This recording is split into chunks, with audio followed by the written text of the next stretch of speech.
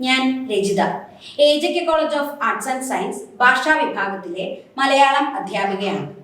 Bharathiar university degree 2ാം വർഷം സിലബസിലെ ചിന്താവിഷ്ടയായ സീത എന്ന കുമാരനാശാൻ കാവ്യത്തിന്റെ അവലോകനമാണ് ഇന്ന് നടത്തുന്നത്. കുമാരനാശാൻ മഹാകവി കുമാരനാശാൻ എന്നറിയപ്പെടുന്ന N. കുമാരന് മഹാകവി പട്ടം നൽകിയത് മദിരാശി സർവകലാശാലയാണ്. 1922 വിദ്വാൻ, ഗുരു എന്നൊക്കെ അർത്ഥം വരുന്ന ആശാൻ എന്ന സ്ഥാനപ്പേര് അദ്ദേഹത്തിന് സമൂഹം നൽകിയതാണ്. അദ്ദേഹം ഒരു തത്വചിന്തകനും സാമൂഹ്യ പരിഷ്കർത്താവും ശ്രീനാരായണ ഗുരുവിന്റെ ശിഷ്യനും ആയിരുന്നു. സർവോപരി മഹാകാവ്യം എഴുതാതെ മഹാകവിയായി തീർന്ന ഒരു കവി. 20ാം നൂറ്റാണ്ടിന്റെ ആദ്യ ദശകങ്ങളിൽ മലയാള കവിതയിൽ ഭാവാത്മകതയ്ക്ക് ഊന്നൽ കൊടുത്തുകൊണ്ട് അതിഭൗതികതയിൽ ഭ്രമിച്ച് മയങ്ങിക്കിടന്ന കവിതയെ ഗുണകരമായ നവോത്ഥാനത്തിലേക്ക് നയിച്ച ആളാണ് ആശാൻ. ധാർമ്മികതയോടും ആത്മീയതയോടുമുള്ള തീവ്രമായ പ്രതിബദ്ധത ആശാൻ കൃതികളിൽ അങ്ങോളം ഇങ്ങോളം കാണാവുന്നതാണ്. മലയാള കാവ്യ സരണിയിൽ പുതിയ പാത വെട്ടിത്തെളിച്ചത് ആശാന്റെ വീണപൂവ് എന്ന കൃതിയാണ്. പ്രരോദനം, നളിനി, ലീല, കരുണ, ചണ്ഡാല ഭിക്ഷുകി, ദുരവസ്ഥ, ബുദ്ധചരിതം തുടങ്ങിയവ ആശാന്റെ മറ്റ് പ്രധാന കൃതികളാണ്. ചിന്താവിഷ്ടയായ സീതയിലാണ് ആശാന്റെ രചനാ നൈപുണ്യവും ഭാവാത്മകതയും അതിന്റെ പാരമ്യത്തിൽ എത്തുന്നത്. കുമാരനാശാന്റെ അന്ത്യം ദാരുണമായിരുന്നു. 1924 പല്ലനയാറ്റിൽ വെച്ചുണ്ടായ ഒരു ബോട്ട് അപകടത്തിലാണ് അദ്ദേഹം കൊല്ലപ്പെട്ടത്. ചിന്താവിഷ്ടയായ സീത സ്ത്രീ സ്വാതന്ത്ര്യത്തിന്റെ കാഹളം മുഴക്കുകയാണ് ആശാൻ ഈ കാവ്യത്തിലൂടെ. ഇതെഴുതിയത് 1919 100 വർഷങ്ങൾക്ക് മുൻപെഴുതിയ ഈ ഖണ്ഡകാവ്യത്തിന്റെ പ്രസക്തി ഈ കാലഘട്ടത്തിലും വർദ്ധിച്ചു വരുന്നതായി കാണാം. സ്ത്രീയെ അടിമയായി കണ്ടിരുന്ന ഒരു സമൂഹം, ആ സമൂഹത്തിൽ നിന്ന് ഒരു സ്ത്രീ അവളുടെ ഭർത്താവിനോട് ചോദ്യങ്ങൾ ചോദിക്കുന്ന സാഹചര്യത്തിന്റെ ന്യായീകരണം വളരെ സ്പഷ്ടമായി കാവ്യത്തിൽ അദ്ദേഹം വിവരിക്കുന്നു. വെറും സ്ത്രീയല്ല, ചിന്തിക്കുന്ന സ്ത്രീ. അവൾ പതിവ്രത രത്നമാണ്, രാജകുമാരിയാണ്, സദാചാര നിഷ്ഠയാണ്, എല്ലാ വേദനകളും നിശബ്ദം സഹിച്ചവളാണ്. ഭർത്താവിനെ ദൈവത്തെ പോലെ കണ്ട് അദ്ദേഹത്തിന്റെ എല്ലാ ആജ്ഞകളും അനുസരിച്ചവളാണ്. നീതി നിഷേധിക്കപ്പെട്ടവളാണ്, ചെയ്യാത്ത കുറ്റത്തിന് ശിക്ഷിക്കപ്പെട്ടവളാണ്. സീതയുടെ കാഴ്ചപ്പാട് ഒരു സ്ത്രീയുടെ കാഴ്ചപ്പാടാണ്. ലിഖിതവും അലിഖിതവുമായ നിരവധി നിയമങ്ങളാൽ ബന്ധിതയായ സ്ത്രീക്ക് അഭിപ്രായ സ്വാതന്ത്ര്യം അനുവദനീയമല്ലായിരുന്നു. ഇപ്പോഴും അതിൽ വലിയ മാറ്റമുണ്ടായിട്ടില്ല. സീത ആരോടും സംസാരിക്കുകയല്ല, മറിച്ച് അവൾ ചിന്തിക്കുകയാണ്. അതുകൊണ്ട് അവരുടെ ഉള്ളിലെ ചിന്തകൾ പ്രതിബന്ധങ്ങളില്ലാതെ ഒഴുകി വരുന്നു. ഓരോ ചിന്തയും ഓരോ അവസ്ഥയെയും അനുഭവങ്ങളെയും അടിസ്ഥാനമാക്കിയുള്ളതാണ്. വാൽമീകിയുടെ രാമായണത്തിലെ ഒരു കഥാസന്ദർഭത്തെ ആ സ്ത്രീയുടെ, സീതയുടെ കാഴ്ചപ്പാടിൽ പുനരവതരിപ്പിച്ചിരിക്കുകയാണ് ആശാൻ ഈ കാവ്യത്തിൽ. ചിന്താവിഷ്ടയായിരിക്കുന്ന സീതയുടെ രവിവർമ്മ ചിത്രം ആശാന് ഈ കാവ്യം എഴുതാൻ പ്രചോദനം നൽകിയെന്നും വിശ്വസിച്ച് വരുന്നുണ്ട്. ഈ കാവ്യം വിയോഗിനി എന്ന സംസ്കൃത വൃത്തത്തിലാണ് എഴുതപ്പെട്ടിട്ടുള്ളത്. ഭർത്താവിൽ നിന്നോ കാമുകനിൽ നിന്നോ വേർപിരിഞ്ഞവൾ എന്ന് ഈ വാക്കിന് അർത്ഥമുണ്ട്. 192 ശ്ലോകങ്ങൾ അടങ്ങിയ സാമാന്യം നീണ്ട ഒരു ഖണ്ഡകാവ്യമാണിത്. ഇതിലെ 1 മുതൽ 11 വരെയുള്ള ശ്ലോകങ്ങളിൽ ആശ്രമത്തിൽ നിന്ന് കുറച്ച് ദൂരെ മാറി ഒരു ഉദ്യാനത്തിൽ ആരുടെയും ശല്യമില്ലാതെ അതിചിന്ത വഹിച്ച് സീത ഇരിക്കുന്നതിനെ കുറിച്ചുള്ള വർണ്ണനയാണ്. മക്കൾ 2 പേരെയും കൂട്ടി വാൽമീകി അയോധ്യയിലേക്ക് പോയ ഒരു സന്ധ്യയ്ക്ക് സീത തന്റെ ഗതകാല ജീവിതാനുഭവങ്ങൾ ഓർത്തെടുക്കുകയാണ്. സീത ഇഹലോകവാസം വെടിയുന്നതിന്റെ തലേ ദിവസമാണ് അവർ ചിന്തകൾക്ക് അടിമപ്പെടുന്നത്. കാരണം വാൽമീകി മക്കളോടൊപ്പം അയോധ്യയിൽ പോയി രാമകഥ വായിച്ചു കേൾക്കുമ്പോൾ രാമൻ പശ്ചാത്തപിച്ച് തന്റെ തീരുമാനങ്ങൾ പുനഃപരിശോധിച്ചാൽ തനിക്ക് വീണ്ടും മനവിക്ഷോഭങ്ങളെ അഭിമുഖീകരിക്കേണ്ടി വരുമെന്ന് അവർ ശങ്കിക്കുന്നു. വാൽമീകിയുടെ രാമായണം എഴുതിയ കാലം ക്രിസ്തുവിന് 400 കൊല്ലങ്ങൾക്ക് മുൻപോ 200 വർഷങ്ങൾക്ക് ശേഷമോ ആയിരിക്കാമെന്ന് കണക്കാക്കുന്നു. ധർമ്മസൂത്രങ്ങളും മനുസ്മൃതിയും എഴുതപ്പെട്ടത് ഈ കാലത്താണെന്നാണ് കണ്ടെത്തിയിട്ടുള്ളത്. സ്ത്രീയുടെ പാതിവ്രത്യത്തിനും പരിശുദ്ധിക്കും അമിത ഗൗരവം നൽകുകയും അത് കർശനമായി സ്ത്രീകൾ പാലിക്കണമെന്ന് നിബന്ധനകൾ ഉണ്ടായതും ഈ കാലഘട്ടത്തിലാണ്. അതുകൊണ്ടായിരിക്കും വാൽമീകി സീതയെ പോലെ ഒരു കഥാപാത്രത്തെ സൃഷ്ടിച്ചത്. ധർമ്മശാസ്ത്രങ്ങളും സ്മൃതികളും പുരുഷ മേധാവിത്വത്തിന് അകമ്പടി സേവിക്കുമ്പോൾ സീത അത്തരം കൽപ്പനകൾ ഉദ്ധരിച്ചുകൊണ്ട് അവ പ്രായോഗികമാക്കുന്നതിൽ വരുന്ന പിഴവുകളെ നിശ്ചിതമായി വിമർശിക്കുന്നുണ്ട്. 5000-ഓളം വർഷം പഴക്കമുണ്ടെന്ന് വിശ്വസിക്കപ്പെടുന്ന സിന്ധു നദീതട സംസ്കാരത്തിൽ സ്ത്രീയെ ദേവതയായി കണ്ടിരുന്നു. ഖനനം ചെയ്തപ്പോൾ ധാരാളം അമ്മ ദൈവങ്ങളുടെ വിഗ്രഹങ്ങൾ അവിടെ കണ്ടെത്തിയിട്ടുണ്ട്. ആ കാലം സ്ത്രീകളുടെ സുവർണകാലം എന്ന് വിശേഷിപ്പിക്കുന്നുണ്ട്. അന്ന് അമ്മ തറവാട് ഭരിക്കുന്ന സമ്പ്രദായമായിരുന്നു. വൈദിക കാലത്ത് സ്ത്രീകൾ സ്വാതന്ത്ര്യമാവോളം ആസ്വദിച്ചിരുന്നു. അവരുടെ സമ്മതപ്രകാരമാണ് വിവാഹം നിശ്ചയിച്ചിരുന്നത്. സ്വയംവരത്തിലൂടെ ഇഷ്ടപുരുഷനെ തിരഞ്ഞെടുക്കാനുള്ള അനുവാദവും ഉണ്ടായിരുന്നു. ഭരണകാര്യങ്ങളിലും പൂജാവിധികളിലും ബലി മുതലായവയിലും അവർ പങ്കെടുത്തിരുന്നു. അവർക്ക് വിദ്യാഭ്യാസവും അനുവദിച്ചിരുന്നു. ഗാർഗി, മൈത്രേയി തുടങ്ങിയവർ കീർത്തനങ്ങൾ രചിച്ചിരുന്നു.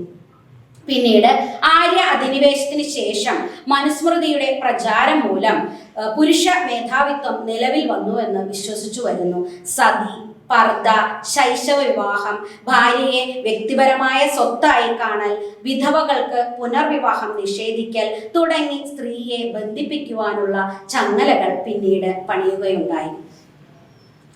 ചിന്താവിഷ്ടയായ സീത എഴുതി 1 വർഷം കഴിഞ്ഞാണ്, അതായത് 1920 ഇന്ത്യയിൽ സ്ത്രീ സ്വാതന്ത്ര്യത്തിന്റെ ശബ്ദം ഉയരുന്നു. അതിനു മുൻപ് തന്നെ ഈ വിഷയത്തെ സ്ത്രീകൾ ഗൗരവപൂർവ്വം പരിഗണിച്ചിരുന്നുവെങ്കിലും സംഘടിതമായ പ്രവർത്തനം പ്രകടമായിരുന്നില്ല. ആശാന് ഈ കാവ്യം എഴുതുന്ന കാലത്ത് കേരളത്തിലെ സാമൂഹ്യ സ്ഥിതി പരിതാപകരമായിരുന്നു. സാമൂഹ്യ നീതികളെ അസമത്വവും സ്ത്രീകൾക്ക് നേരെയുള്ള വിവേചനവും ജാതി കോമരങ്ങളുടെ അലറലുകളും സാമൂഹ്യ അന്തരീക്ഷത്തെ മലിനമാക്കിക്കൊണ്ടിരുന്നു. ഒരു സ്ത്രീ ചിന്തിക്കുന്നു എന്നത് അന്നത്തെ സമൂഹത്തിൽ ഒട്ടും സ്വീകാര്യമോ അവരുടെ ചിന്തകൾക്ക് ഉൾക്കൊള്ളാൻ കഴിയുന്നതും ആയിരുന്നില്ല. അഗ്നി പരീക്ഷയിൽ വിജയിച്ച സീതയെ ഉപേക്ഷിച്ചതിലൂടെ രാമന്റെ യശസ്സിന് കളങ്കമുണ്ടാക്കി എന്ന് പറയാൻ ആരും മുതിരാത്തത് പുരുഷ മേധാവിത്വത്തിന്റെ സ്വാധീനമാണ്. യുദ്ധം ചെയ്തതും രാവണനെ കൊന്നതും രാമന്റെ മാനം രക്ഷിക്കാനായിരുന്നു. നമുക്ക് ശ്ലോകങ്ങളിലേക്ക് കടക്കാം. സുതർ മാമുനിയോട് അയോധ്യയിൽ ഗതരായോരള വന്നൊരന്തിയിൽ അതിചിന്ത വഹിച്ചു സീത പോയി സ്ഥിതി ചെയ്താൾ ഉടജാന്തവാടിയിൽ. അരിയോരണി പന്തലായി സതിക്കൊരു പൂവാക വിതൃത്ത ശാഖകൾ ഹരിനീല തൃണങ്ങൾ കീഴിരുന്നരുളും പട്ടുവിരിപ്പുമായത്. പരിശോഭ കലർന്നിതപ്പുഴ പുരിവാർകുന്തള രാജിരാത്രിയിൽ തരുവാടിയിലൂടെ കണ്ടിടുന്നൊരു താരാപഥ ഭാഗമെന്ന പോൽ വനമുല്ലയിൽ നിന്ന് വായുവിൻഗതിയിൽ പാറി വരുന്ന പൂക്കൾ പോൽ ഘനവേണി വഹിച്ചു കൂന്തലിൽ പതിയും തൈജസ കീടപംക്തിയെ. പൂവാകകൾ അതിന്റെ ശാഖകളെ കൊണ്ട് മനോഹരമായൊരു പന്തൽ ഒരുക്കുകയും ഹരിനീല തൃണങ്ങൾ ദേവിക്കായി പട്ട് വിരിക്കുകയും ചെയ്തിരിക്കുന്നു. വനത്തിൽ ഉപേക്ഷിക്കപ്പെട്ടവളായിട്ടും സീതയെ അവനീശ്വരിയായിട്ടാണ് പൂവാകകളും പുൽമെത്തകളും കരുതുന്നത്. സൂര്യൻ മറയുകയും ചന്ദ്രൻ ഉദിക്കുകയും ചെയ്തിരുന്നു. എന്നാൽ ദേവി അവിടെ തനിയെ ഇരിക്കുകയാണെന്ന് ഓർത്തിരുന്നില്ല. തമസാ നദിയിലെ മന്ദമാരുതന്റെ തലോടലേറ്റ് ആമ്പൽ പൂക്കൾ വിരിയുന്നത് തടാകം പുളകം കൊള്ളുന്ന പോലെ എന്ന് കവി ഉൽപ്രേക്ഷിച്ചിരിക്കുന്നു.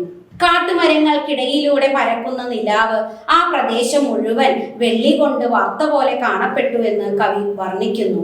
വനമുല്ലയിൽ നിന്നും കാറ്റിൽ പാറി വരുന്ന പൂക്കളെ പോലെ മിന്നാമിനുങ്ങുകൾ സീതാദേവിയുടെ കനത്ത തലമുടിക്കെട്ടിൽ പറന്നു വന്നിരുന്നു.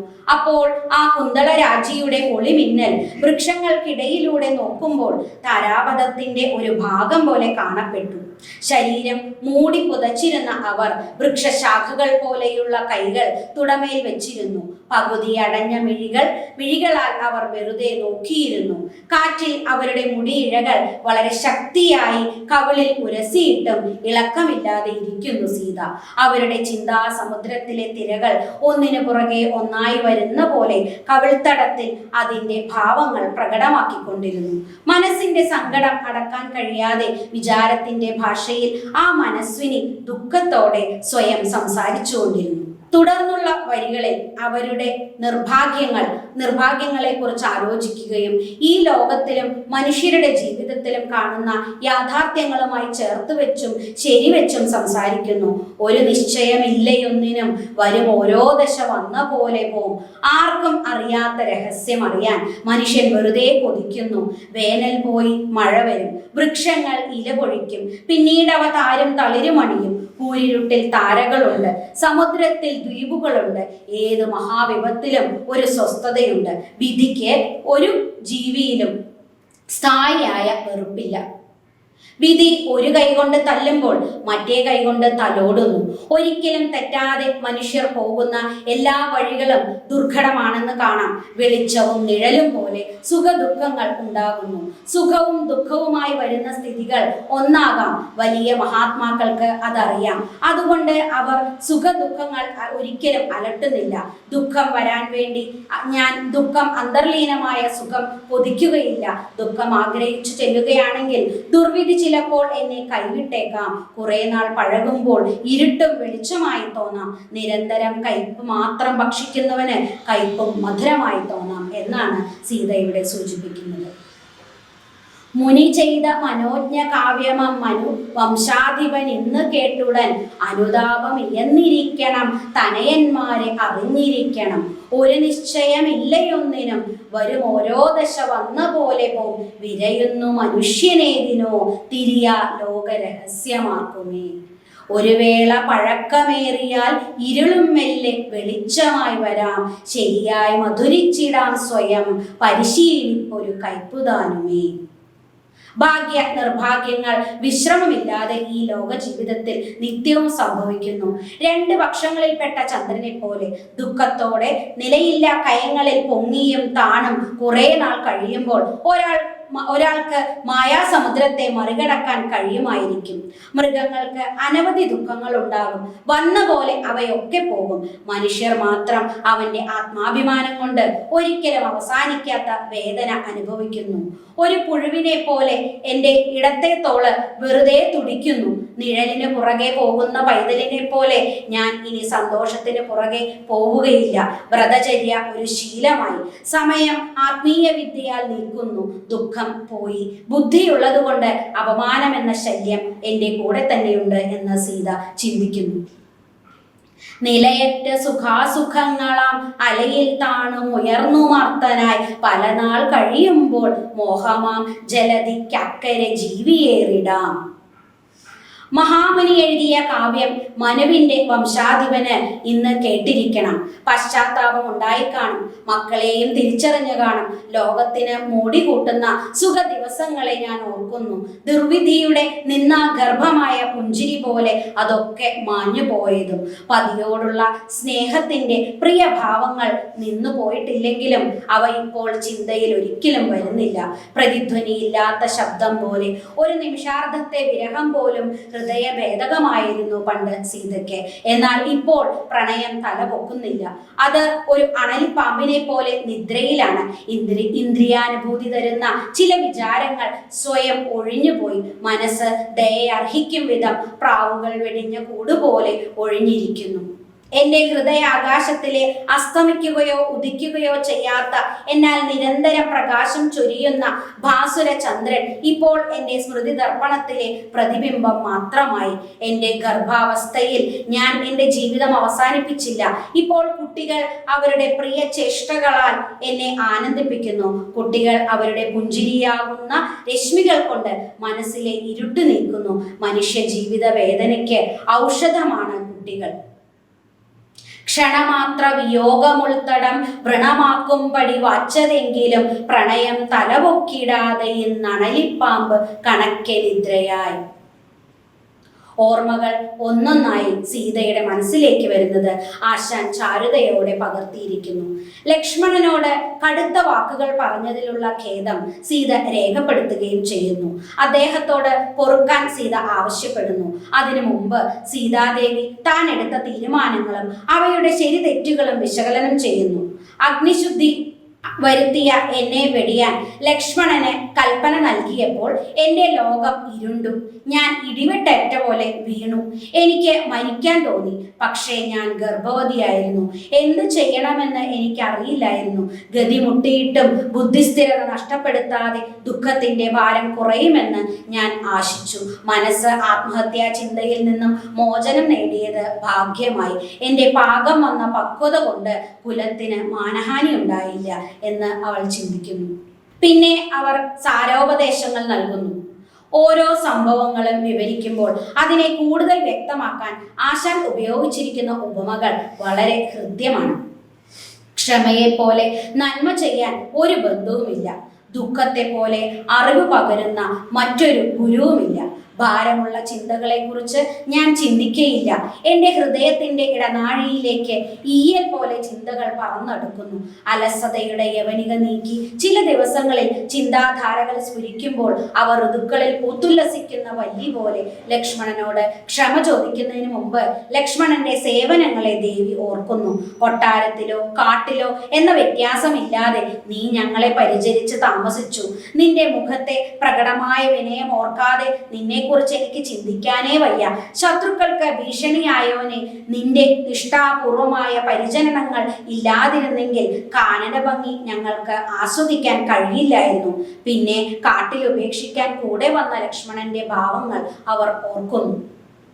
പുരികം പുഴുവിനെ പോലെ പിടഞ്ഞും മനസ്സ് വേദനയാൽ അമർന്നും പിരിയാൻ വയ്യാതെ കണ്ണുനീർ ചൊരിയുന്ന ലക്ഷ്മണന് ബുദ്ധിമാനും ധീരനും അർപ്പണബോധമുള്ളവനുമായ അവന്റെ ദുഃഖം കണ്ടപ്പോൾ എൻ്റെ ഹൃദയത്തിലെ പാതി ദുഃഖം കുറഞ്ഞുപോയി എന്ന് സീത നമ്മോട് പറയുന്നു. കടുവാക്കുകൾ കേട്ട് കാനനം നടുവേ എന്നെ വെടിഞ്ഞു മുമ്പു നീ വെടിവാൻ തരമായി മറിച്ചുമേ കുടിലം കർമ്മ വിഭാഗമോർക്കുകിൽ കനിവാർന്നനുജ പൊറുക്ക ഞാൻ നിനയാതോതിയ കൊള്ളിവാക്കുകൾ അനിയന്ത്രിതമായി ചിലപ്പൊഴി മനമോടാത്ത കുമാർഗമില്ലടോ മുനി കാട്ടിടും എൻകിടാങ്ങളെ കനിവാർന്ന് സ്വയം പുൽകിടാം അനസൂയ വിശുദ്ധമിന്നു നിൻ മനമാനന്ദ സരിത്തിൽ നീന്തിടാം. ഒരിക്കൽ എൻ്റെ കടുത്ത വാക്കുകൾ കേട്ട് നീ എന്നെ വെടിഞ്ഞുപോയി. ഇപ്പോഴും വേറെ കാരണങ്ങൾ കൊണ്ടാണെങ്കിലും നീ വെടിഞ്ഞുപോയി. കർമ്മവിഭാഗം കുടിലം തന്നെ. ദയവായി അനുജ, നിന്നോട് ഞാൻ പറഞ്ഞ കൊള്ളി വാക്കുകൾ ഓർക്കുക. ചിലപ്പോൾ മനസ്സ് അനിയന്ത്രിതമായി ഓടാത്ത കുമാർഗങ്ങളില്ല. വിരഹതാപത്താൽ ദുഃഖിതനായി ശ്രീരാമൻ വനാന്തരങ്ങളിൽ അലഞ്ഞപ്പോൾ നീ അവന് സഹായവുമായി എത്തി. നീ ഇന്ദ്രജിത്തുമായി പോരാടിയ കഥകൾ കേട്ട് വെമ്പല ഞാൻ നിന്നെ പ്രതി എൻ്റെ ഹൃദയത്തിലുള്ള സ്നേഹം കൂടുതൽ അറിഞ്ഞു. മുനി കാട്ടിത്തരുന്ന എൻ്റെ മക്കളെ നീ സ്നേഹത്തോടെ പുൽകുക. അസൂയയില്ലാത്ത ശുദ്ധമായ നിന്റെ മനസ്സ് ഇന്ന് ആനന്ദ സാഗരത്തിൽ ആറാടും. എൻ്റെ കഥ വിടുക. നീ ജ്യേഷ്ഠന് ബന്ധുവായി നല്ലവരായ മറ്റ് ബന്ധുജനങ്ങളോടൊത്ത് നീണാൾ വാഴുക. പ്രിയന് ആപത്ത് പിണഞ്ഞുവെന്ന് ധരിച്ച് സമനില തെറ്റി സ്വന്തം അനുജനെ തീക്ഷ്ണമായ വാക്കുകളാൽ ആക്ഷേപിച്ചതിൽ പശ്ചാത്താപം പ്രകടിപ്പിക്കുകയും ഒരു തപസ്വിനിയെ പോലെ അയാളെ അനുഗ്രഹിക്കുകയും ചെയ്തതിനു ശേഷം കാനന മധ്യത്തിൽ നിരാലംബയായ നിന്നപ്പോൾ വാൽമീകി വന്ന് തന്നെ സമാശ്വസിപ്പിച്ച രംഗം അവൾ ഓർക്കുകയാണ്. പെരുമാരിയിൽ മുങ്ങി മാഴ്ന്നിടുന്നൊരു ഭൂമിക്ക് ശരത്ത് പോലവേ പരമെന്നരികിലെത്തിയ പരവിദ്യാനിധി നിന്നതോർപ്പോ ഞാൻ നികടത്തിൽ മതീയമാശ്രമം മകളെ പോരികതോർക്ക നിൻഗൃഹം അകളങ്കം ഇവണ്ണമോദിയൻ അകമൊട്ടാറ്റി പിതൃപ്രിയൻ മുനി എരിയുന്ന മഹാവനങ്ങൾ തൻ അരികിൽ ശീതള നിർത്തടാകമോ തിരതള്ളി എഴുന്ന സിന്ധുവിൻ കരയോ ശാന്തികരം തപോവനം. വാൽമീകിയുടെ ആശ്രമത്തിൽ എത്തിച്ചേർന്ന സീത അവിടത്തെ താപസ സ്ത്രീകളുടെ മഹാത്മ്യത്തെ പ്രകീർത്തിക്കുന്നുണ്ട്.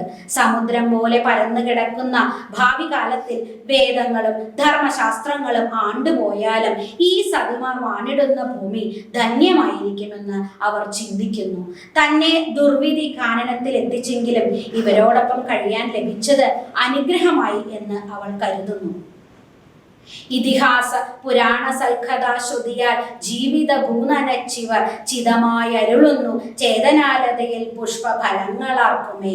സ്മൃതി വിസ്മൃതമാകിലും സ്വയം ശ്രുതി കാലാബ്ധിയിലാണ്ടുപോകിലും അതിപാവന ശീലമേലുമി സതിമാർ വാണിടും ഊഴി ധന്യമാം.